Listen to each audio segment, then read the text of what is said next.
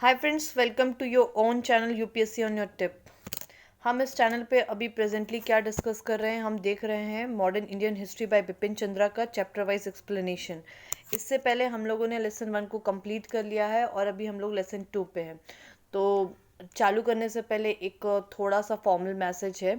जैसे कि हम लोगों को पता है कि गवर्नमेंट ने अभी लॉकडाउन को एक्सटेंड कर दिया है, तो please stay at home, stay safe and support your government to fight against a pandemic कोविड-19। Thank you. एंड चलिए देखते हैं, जैसा कि मैंने कहा कि इस यहाँ हम लोग लेसन 1 हम लोग कंप्लीट कर चुके हैं और अब हम लोग लेसन 2 कर रहे हैं। तो लेसन 2 पे हम जो इससे पहले 3 लेक्चर्स कर चुके हैं और ये आज हमारा 4th पार्ट है। और इस चैप्टर का नाम क्या है? European penetration and the British conquest of India. ठीक है, और आज का टॉपिक का जो नाम है वो क्या है? British occupation of Bengal.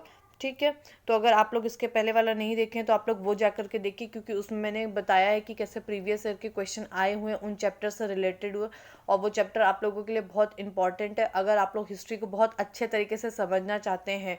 Otherwise history तो वैसे ही बहुत लेबोरियस और बहुत बोरिंग लगती है। ठीक है, तो आगे बढ़ने से पहले हम लोग देख लेते हैं कि क्या है हमारा, हमने अब तक क्या पढ़ा है। तो देखिए, सबसे पहले इस चैप्टर का जो हमारा टॉपिक था वो क्या था? A new face of a European trade in India. ठीक है, क्या था कि यूरोपियन ट्रेड का कैसे एक नया फॉर्म आप लोगों को, नया फेस देखने को मिलता है, कहाँ पे? इंडिया में। इसके बाद सेकंड में टॉपिक में हमने देखा था कि penetration of European power in India, कैसे यूरोपियन पावर का प्रवेश हुआ भारत में। इसमें सबसे पहले कौन आया था? पोर्चुगीज आया था, देन हमारे पास डच आए थे, देन हमारे पास कौन आया था? इंग्लिश, देन फ्रेंच आए थे। ठीक है, ये हमने देखा, ये बहुत इंपॉर्टेंट था क्योंकि ये अरेंज द ऑर्डर में आता है कि कौन कैसे आए। ठीक है, देन हमारे पास थर्ड क्या है? The growth of a east India companies trade and influence. कल जो हमने देखा था वो हमारा क्या था? वो ये था कि ईस्ट इंडिया कंपनी का ट्रेड और उसका इन्फ्लुएंस, उसका अगर हम लोगों को उसका प्रभाव और उसका व्यापार देखने को मिला कि कैसे उसके प्रभाव और व्यापार में आपको एक बढ़ोतरी देखने को मिलती है। ठीक है, और हमने कल यहीं पे देखा था कि कैसे फ्रेंच पावर जो है राइज हुई, कैसे फ्रेंच कंपनी हुआ, फिर कैसे बैटल और 3 कार्नेटिक वॉर्स हुए जो कि बहुत इंपॉर्टेंट था। उसको आप लोग देखिए, क्योंकि कार्नेटिक वॉर्स पे मैक्सिमम टाइम जो है आप लोगों के क्वेश्चन जो है इसको अरेंज और द ऑर्डर करने में आए हुए हैं, अरेंज करिए उसको। तो ये सारे क्वेश्चंस आए हुए हैं। और आज का जो हमारा टॉपिक है वो है ब्रिटिश ऑक्यूपेशन ऑफ बंगाल, और उसमें सबसे 2 इंपॉर्टेंट टॉपिक थे, battle of Palashi and battle of Buxar. देखिए, आज ये जो चैप्टर है इसका मैंने एक बार कॉम्प्रिहेंसिवली और हॉलिस्टिकली मैंने आप लोगों को, जब हम लेसन 1 पढ़ रहे थे उस पर, जब हम बंगाल के टाइम पे देख रहे थे तो मैंने वहाँ आप लोगों को कंप्लीट करवा दिया था। तो आज मैं ज़्यादा डीप पे नहीं जाऊँगी, जितना मैं पहले गई हूँ मैं उसका आप लोगों को लिंक दे दूँगी डिस्क्रिप्शन बॉक्स में, तो आप लोग वहाँ से देख सकते हैं। और बाकी मैं कोशिश करूँगी कि कोई भी पॉइंट्स इसमें से छूटे ना, क्योंकि हमने एक बार वहाँ पे पूरा देख लिया था। तो चलिए फिर आज चालू करते हैं। आज का हमारा जो टॉपिक है वो है ब्रिटिश ऑक्यूपेशन ऑफ बंगाल। इसका मतलब क्या हुआ कि ब्रिटिश ने कैसे कब्जा किया बंगाल पे। ठीक है, ब्रिटिश का कब्जा बंगाल पे। तो देखिए, क्यों बंगाल पे ही किया गया? सबसे पहले तो ये क्वेश्चन होना चाहिए। ठीक है, क्योंकि ऐसा कुछ तो होगा बंगाल में जो इन्होंने वहाँ पे कब्जा करने का सोचा, और इतनी बड़ी मुश्किल, इतना उन लोगों से, मुगल एम्पायर से लड़ने के लिए भी ये लोग तैयार हो गए थे बंगाल को लेकर के।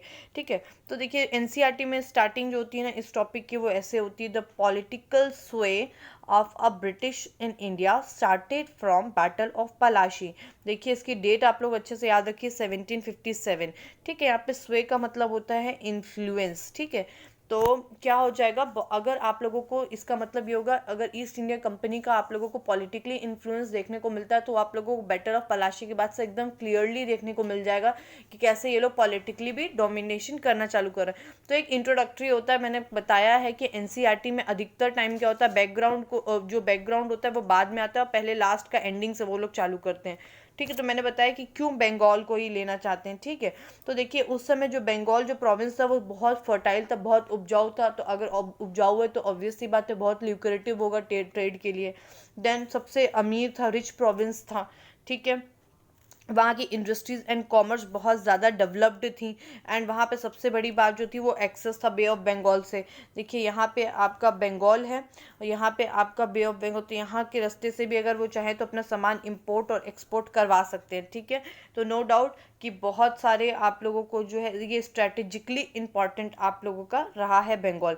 ठीक है, तो ये कारण था कि क्यों बंगाल के लिए, क्यों वो लोग बंगाल पे क्यों बंगाल को ही ये वो लोग वो करना चाह रहे थे, ऑक्यूपाई करना चाह रहे थे। तो अब इसकी कहानी देखते हैं, जो मैंने आप लोगों को पहले बताया था ना कि देखिए लेसन 1 पे को याद करिए कि कैसे एक के बाद सक्सेशन हो रहे थे बंगाल में। तो याद है कि इसको फॉर्म किसने किया था, मुर्शीद कुली खान ने फॉर्म किया था बंगाल को। तो उसके बाद देखिए वहाँ से आते आते अलवर्दी खान तक आया था क्वेश्चन, ठीक है। तो सब हमने देखा था, लेकिन अब यहाँ पे आज जो हमारी कहानी है वो स्टार्टिंग 1717 से होगी। याद करिए उस समय जो है एक फरमान एक फरमान जारी होता है मुगल एम्परर के द्वारा, ठीक है। और वो कंपनी को क्या ग्रांट करता है कि देखिए उनको फ्रीडम मिल जाती है किस चीज़ की, एक्सपोर्ट और इंपोर्ट करने की अपने गुड्स को बंगाल में किसी बिना टैक्स के, ठीक है। तो सबसे पहला देखिए, हो सकता है कभी, अभी तक तो ऐसा क्वेश्चन आया नहीं है पर क्या पता यूपीएससी में पूछा जा सकता है कि 1717 के फरमान में के क्या मेन पॉइंट्स थे। तो सबसे पहली बात क्या करता है, it's gives a freedom to of export and import to the company in Bengal without paying a taxes, बिना टैक्स पे किए आपको आप एक्सपोर्ट और इंपोर्ट कर सकते थे, ठीक है। सेकंड क्या था, आप इशू दस्तक या पास को इशू कर सकते थे उन गुड्स के लिए। इसका मतलब कैसा होता था, देखिए जैसे एक परमिट हो गया, उसी को आपने कह दिया कि दस्तक या पास है, उसमें लिख दिया गया कि हाँ ये गुड जो है वो कंपनी का है और ये जो है बंगाल में आ रहा है, तो इस पर किसी भी प्रकार की आपकी इम्पोर्ट ड्यूटी नहीं लगती थी। तो इसी को कहा जाता था दस्तक। इसके बाद थर्ड जो था वो देखिए, इसमें देखिएगा the company servants were also permitted, company के सर्वेंट्स जो लोग जो थे वो भी परमिटेड थे ट्रेड के लिए, but not cover under by this फरमान, लेकिन वो फरमान के अंदर नहीं थे। इसका मतलब वो लोग ट्रेड तो कर सकते थे, लेकिन उनको उनके पास ये टैक्स को उनको पे करना पड़ता था। ऐसा नहीं था कि बिना टैक्स पे किए वो लोग यहाँ पे आ जाएंगे और अपना ट्रेड करते रहेंगे, ठीक है। और लास्ट तक ये जो बैटल ऑफ आप लोगों का बक्सर होगा, वहां तक जो है आप लोगों का लास्ट तक ये सिर्फ फरमान के कारण ही सारी लड़ाई होती है। फरमान पे भी जो मेन इशू जो रहता है वो आपका दस्तक वाला रहता है, ये दस्तक को लेकर के ही सारी लड़ाई होगी, ठीक है। तो याद करिए कि मतलब ये इसकी मेन कहानी कहाँ से चालू रही, 1717 से, मतलब 1717 से चालू होती है कहानी। और देखिए अब ऐसे एक के बाद रूलर आते रहते हैं। तो अलवर्दी खान को कौन सक्सीड करता है, सक्सीड करते हैं उनका सिराजुद्दौला, ठीक है, जो उसका ग्रैंड चाइल्ड होता है, ठीक है, वो उसका ग्रैंड सन होता है। अलवर्दी खान को सिराजुद्दौला जो है ये आपके सक्सीड करते हैं। और इसके बाद ये जो है जब ये सक्सीड कर लेते हैं तो ये कंपनी को बोलते हैं कि आप लोगों को सेम उसी तरीके से ट्रेड करना पड़ेगा जैसे कि आप लोग मुर्शीद कुली खान के समय में करते थे। तो मुर्शीद कुली खान कौन था, फाउंडर ऑफ द बंगाल था, ये याद रखना है आप लोगों को, क्वेश्चन इंपॉर्टेंट है। तो इन्होंने ये कहा, लेकिन कंपनी ने रिफ्यूज कर दिया ऐसा करने से, और इनफैक्ट वो लोग क्या करना चालू कर दिए, जो भी सामान बंगाल में आता था बाहर से, मुगल एम्पायर के दूसरे राज्यों से जो भी सामान बंगाल में आता था, उन लोग उसी सामान पे हैवी ड्यूटी इम्पोज करना चालू कर दिए। और इनफैक्ट ये लोग क्या करना चालू कर दिए, कलकत्ता को फोर्टिफिकेशन करना चालू कर दिए। तो ये सारी चीज़ देख करके क्या हो गया, नवाब को गुस्सा आने लग गया, और नवाब ने ये सोचा कि ये तो डायरेक्टली भाई उसके प्रभुत्व पे या सॉवरेनिटी पे क्या हो गया, ये एक हमला कर रहा है। अगर बताइए नवाब बार बार मना कर रहा है कि आप लोग ऐसा मत करिए, आप लोग ये मत करिए, लेकिन फिर भी आप वो कर रहे हैं, तो वो यही ना सोचेगा कि आप लोग मुझे अपना राजा नहीं मान रहे हैं, ठीक है। फिर ये सब चीज़ देख करके नवाब जो है वो ऑर्डर किसको करता है, फ्रेंच को और इंग्लिश दोनों कंपनी को बोलता है कि आप लोग अपना फोर्टिफिकेशन जो है उसको गिरा दीजिए, ढहा दीजिए, डिमोलिश कर दीजिए जो कलकत्ता और चंद्रनगर पे। लेकिन इंग्लिश जो है वो ऐसा करने से मना कर देती है, और ये डायरेक्टली इसको क्या बोला जाता है कि ये नवाब की अथॉरिटी पर डायरेक्ट अटैक है। इसका मतलब ये कि इन लोग नवाब की कोई वैल्यू नहीं कर रहे हैं, और इन लोगों का जो मन कर रहा है इन लोग वही काम कर रहे हैं, ठीक है। इसीलिए क्या होता है कि अब सिराजुद्दौला को गुस्सा आ गया कि मैं तो इतना बोल रहा हूँ और ये लोग जो है मान नहीं रहे।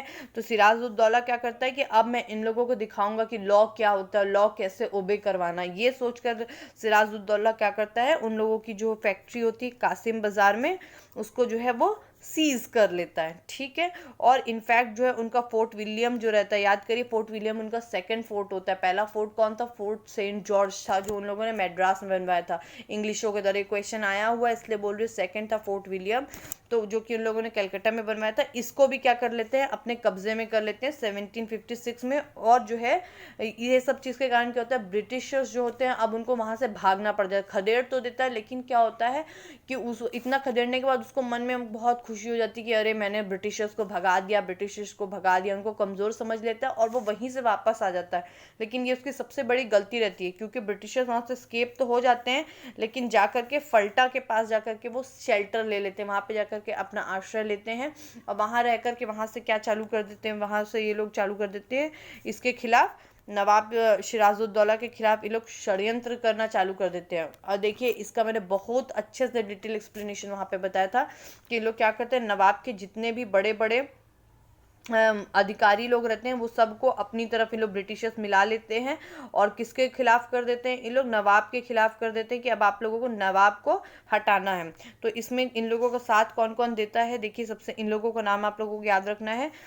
तो वो कौन कौन रहता है, मीर जाफर रहता है, आप लोगों का कौन कौन रहता है, मीर जाफर रहेगा, मानिक चंद रहेगा, आमीन चंद, जगत सेठ और खादिम खां। ठीक है, तो इस तरीके से बैटल ऑफ पलाशी स्टार्ट हो जाता है, क्योंकि अब ये इंग्लिश वाले लोग जो हैं वो भड़का देते हैं नवाब के खिलाफ और इन सब के कारण क्या होता है, बैटल ऑफ पलाशी होने लग जाता है। तो बैटल ऑफ पलाशी कब होता है, 23 जून 1757। मुझे बताने की ज़रूरत नहीं है कि आप लोगों को याद रखना है, क्योंकि अपने आप में बहुत इंपॉर्टेंट है। तो बैटल ऑफ पलाशी कब है, 23 जून 1757।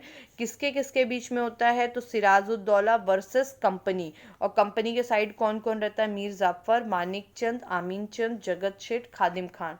ठीक है, और इसका रिजल्ट क्या होता है, इसका रिजल्ट होता है कि नवाब जो है वो डिफीट हो जाता है, नवाब हार जाते हैं और जो है इनको पकड़ लिया जाता है और लास्ट में जो है इसको डेथ दे दिया जाता है, किसके द्वारा, मीर जाफर के ग्रैंडसन के द्वारा दे दिया जाता है। ठीक है, अब ऐसा करते हैं तो अब ये करने का कारण क्या होता है, मीर जाफर क्यों ब्रिटिशर्स का साथ दिया रहता है, ठीक है, क्योंकि ये तो उसके मीर जाफर जो रहता है वो सिराजुद्दौला का पीएम रहता है, ठीक है, मीर बख्शी की पोस्ट में रहता है, पर ये क्यों साथ दिया था, क्योंकि इसको जो है इंग्लिश वाले लोग ने प्रॉमिस किया था कि अगर आप हमारा साथ देंगे तो हम लोग आपको नवाब बना देंगे।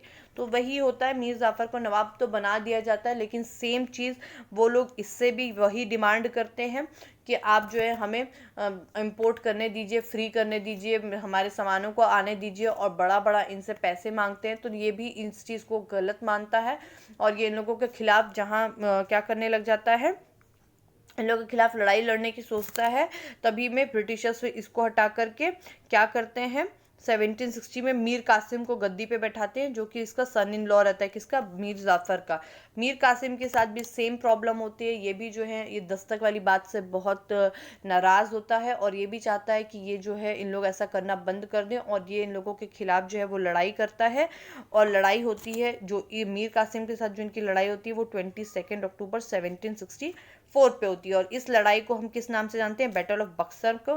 तो ये किस किस के बीच में हुई थी, ये हुई थी Robert Clive versus Mir Qasim के बीच में हुई थी। तो इसके बाद क्या होता है, मीर कासिम इसमें हार जाता है और ये बहुत ही डिसाइसिव बैटल साबित होती है, not only for Bengal but also for India, because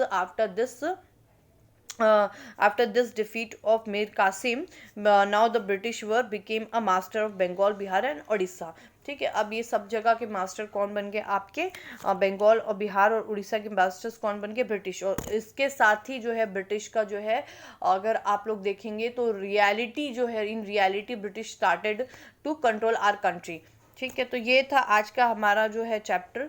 तो यहाँ तक के ही सब आज हमको लोग को पढ़ना था। कल हम लोग इसका नया चैप्टर देखेंगे और इससे रिलेटेड अगर कोई क्वेश्चन आया होगा, क्योंकि इससे रिलेटेड जो क्वेश्चंस थे वो मैंने आप लोगों को पहले बता दिए थे कि किसी न किसी के साथ इनको अरेंज करने के लिए आता है, और मैक्सिमम टाइम जो है मीर कासिम की जगह मीर जाफर को दे दिया जाता है। तो आप लोगों को मीर कासिम को याद रखना है कि बैटल ऑफ बक्सर जो है वो मीर कासिम के साथ हुआ था, ना कि मीर जाफर के साथ हुआ था। ठीक है, और अगर आप लोगों को अच्छा लगा हो तो इसे लाइक, शेयर एंड सब्सक्राइब करिए। एंड कोई भी सजेशन हो तो आप लोग कमेंट बॉक्स में कमेंट करिएगा, मैं उसे कोशिश करूँगी कि मैं देख सकूँ और उस पर कुछ मैं कर सकूँ। And thank you and best of luck for your examinations.